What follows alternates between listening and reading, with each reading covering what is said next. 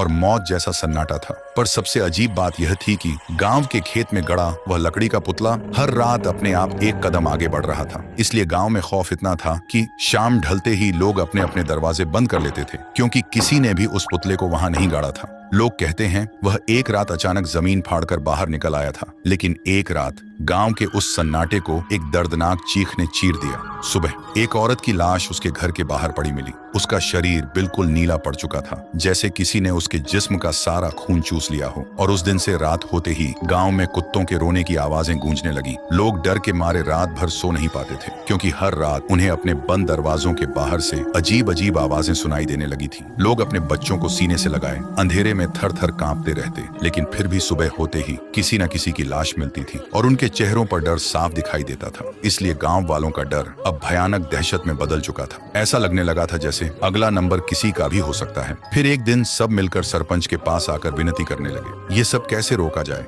गांव वालों की दहशत देखकर सरपंच ने आखिरकार रात में एक तांत्रिक को बुलाया। तांत्रिक ने आते ही महसूस किया जैसे किसी ने वहां की हवा से जिंदगी ही निचोड़ ली हो। फिर वह अपनी आंखें बंद करता है और देखता है कि कुछ वक्त पहले चांदनी नाम की लड़की अपनी बीमार माँ के लिए रात के अंधेरे में दूसरे गांव से वैद्य को बुलाने जा रही थी। लेकिन कुछ दूर जाते ही उसके सामने सरपंच का बेटा आया और उसके साथ दरिंदगी की। फिर उसे मारकर खेत में फेंक दिया। उधर बेटी के इंतजार में बीमार माँ ने भी तड़प कर दम तोड़ दिया। लेकिन चांदनी की आत्मा बदले की आग में उस खेत में रखे उस पुतले में कैद हो गई थी और तब से वह पूरे गांव को मिटा देना चाहती है। यह नजारा देखकर तांत्रिक की रूह कांप उठी। फिर उसने गांव वालों के सामने सारा सच बता दिया। सच सुनते ही सरपंच का सिर शर्म के मारे झुक गया। अगली सुबह गांव वालों की भीड़ उस खेत के किनारे खड़ी थी। भीड़ के आगे सरपंच था और उसके पैरों में गिड़गिड़ाता हुआ उसका अपना बेटा। सरपंच की आंखों में आंसू थे, पर हाथ में एक कुल्हाड़ी थी। तभी उसने एक झटके में अपने ही बेटे का सिर धड़ से अलग कर दिया। खून के छींटे सीधा उस पुतले पर जा गिरे और सरपंच घुटनों के बल जमीन पर गिरकर रोते हुए बोला,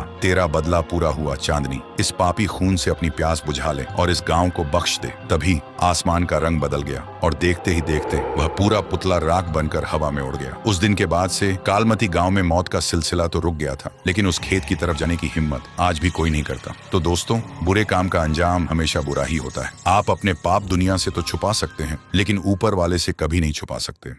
कालमती गांव में एक पत्ता तक